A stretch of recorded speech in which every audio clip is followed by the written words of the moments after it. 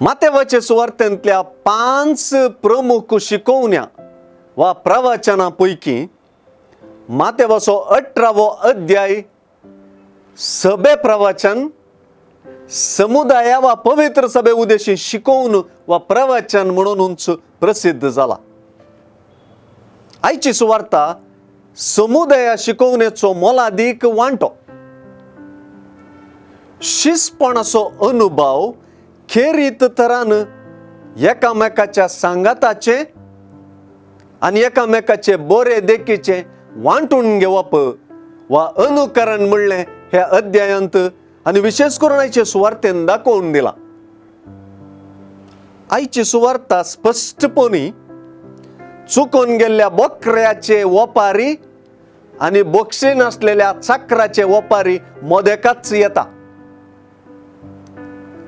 ह्या लाना मधलो कोणूच एकलो नाश जायना म्हणून तुमच्या सर्गींच्या बापाची कुशी म्हणून चुकून गेल्ल्या बोकऱ्याची वपार संपता तर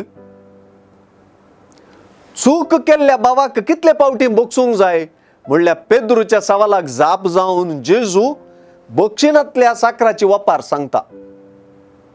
ह्या दोन्ही वपारींक आयची सुवार्ता गांच वा चावी म्हणले परी आसा.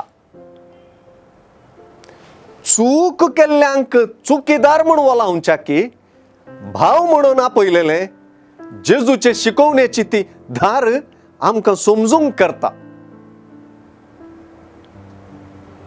ताचे विशीं म्हाका कितें पडून गेलां म्हणलें चिंतप एकडच्यान आनी हांवें कितें केल्यार ताका कितें पडून गेलां म्हणलें चिंतप आनी एकडच्यान बोळादीक जावन वेच्या ह्या दिसांनी ही सुवार्थेंतली भावपणाची जबाबदारी भोव कठीण दिसयेत.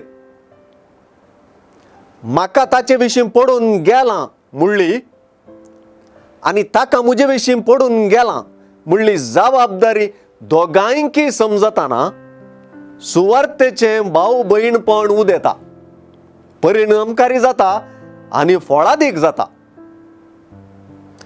एक मन आसा करूंक दोगांनी वावुरतना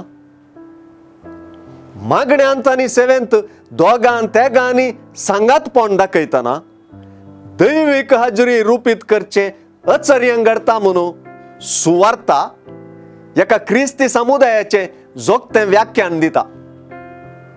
अशें क्रिस्ती शिसपण भाऊपण आनी सांगातपणांत परजळता.